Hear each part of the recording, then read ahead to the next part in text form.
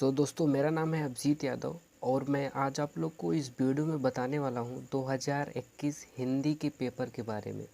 यदि आप लोग वीडियो को पूरा एंड तक देखेंगे आप लोग को पता चलेगा कि हमें किस प्रकार पेपर 2021 में देने को मिलेगा।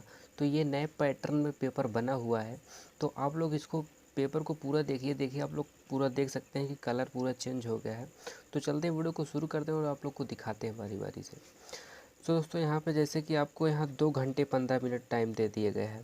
पहले यहाँ 3 घंटे 15 मिनट दिया जाता था। उसके बाद यहाँ क्या है कि प्रारंभिक के 15 मिनट परीक्षार्थियों को प्रश्न पत्र पढ़ने के लिए निर्धारित है। अगला क्या है कि प्रश्न संख्या 1 एवं 2 में से किसी एक प्रश्न को हल कीजिए। सेकंड है प्रश्न संख्या 3 एवं 4 में से किसी एक प्रश्न को हल कीजिए। और ये तीसरा है कि प्रश्न संख्या 5 का एवं 5 खा में से एक प्रश्न को हल कीजिए।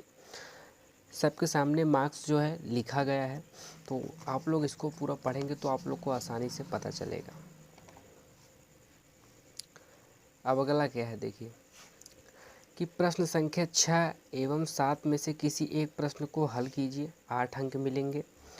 फिर क्या है कि प्रश्न संख्या 8 एवं 11 में से किसी एक प्रश्न को हल कीजिए, 12 अंक मिलेंगे। फिर यहाँ दिया गया है, ये आप देख सकते हैं 6 नंबर, 7 नंबर, 8 नंबर, यानी प्रश्न संख्या 9 को 11 नंबर, प्रश्न संख्या 10 को 8 नंबर, प्रश्न संख्या 12 को 3 नंबर। बिल्कुल इस बार चेंज हुआ है, तो आप लोग वीडियो को पूरा देखना, आप लोग को अच्छी सीख मिलेगी इस वीडियो से। तो पहला यहाँ प्रश्न जैसे दे दिया गया है कि निम्नलिखित कथनों में से कोई एक कथन सही है, उसे पहचान कर लिखिए। ये आपके सामने 4 ऑप्शन है। इस 4 ऑप्शन में क्या सही है क्या गलत है आपको लिखना है। यदि आपको सॉल्यूशन चाहिए तो कमेंट बॉक्स में कमेंट कीजिएगा, तो मैं आप लोग के लिए सॉल्यूशन ज़रूर लाऊंगा। उसी प्रकार से ये है कि निम्नलिखित कृतियों में से किसी एक कृति के लेखक का नाम लिखिए। तो त्रिवेणी है, अजातशत्रु है, खादी का अर्थशास्त्र है, साहित्य और कला है। तो इस प्रकार से आप लिख सकते हैं। अगला है कि किसी एक रिपोर्टर राज लेखक का नाम लिखिए। तो आप लिख सकते हैं, थोड़ा हिंट देना चाहूँगा, विष्णु प्रभाकर आप लोग जानते होंगे। मेरी कॉलेज डायरी की रचनाकार का नाम लिखिए, इसको भी आप लिख सकते हैं। प्रतिशोध किस विधा की रचना है, आप देख पा रहे हैं कि प्रतिशोध किस विधा की रचना है। ऐसे क्वेश्चन पूछे गए थे और काफ़ी सरल क्वेश्चन पूछे गए थे। अगला है कि रीतिकाल के प्रमुख 2 कवियों के नाम लिखिए। छायावादी युग के किन्हीं 2 प्रवृत्तियों का उल्लेख कीजिए। यामा के रचयिताकार का नाम लिखिए। यदि आपको पता होगा तो यामा का, तो आप लोग कमेंट बॉक्स में ज़रूर कमेंट कीजिएगा। अगला है कि गद्यांश दिया है, रेखांकित अंश का जो है हमें संदर्भ और व्याख्या और बुराई की प्रकृति कैसे होती है ये लिखना था। आपकी इच्छा है इसको लिख सको या फिर इसमें से करो। 2 आपको संदर्भ दिए गए थे, गद्यांश दिए गए थे, आप उसमें से किसी एक को करना था।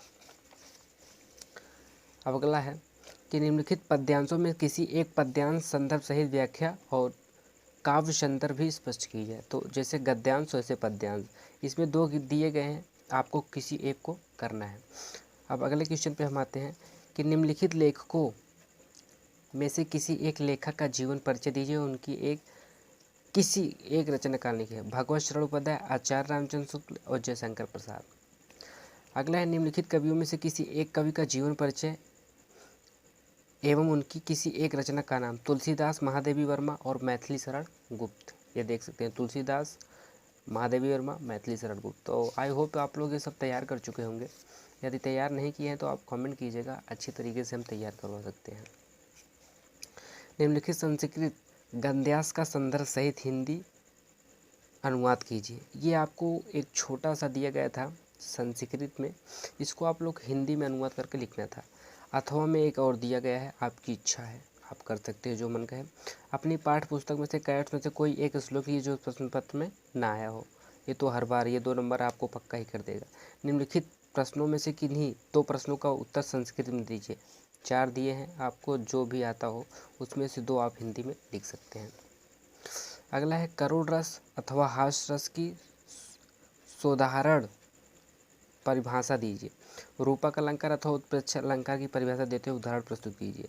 सोरठा छंद अथवा रोला छंद की साधारण परिभाषा दीजिए। ये तो आप लोग को पता होगा कि हर बार आते हैं, ये तो मिस्टेक नहीं होते, तो आप लोग इसको तैयार करके ज़रूर जाना।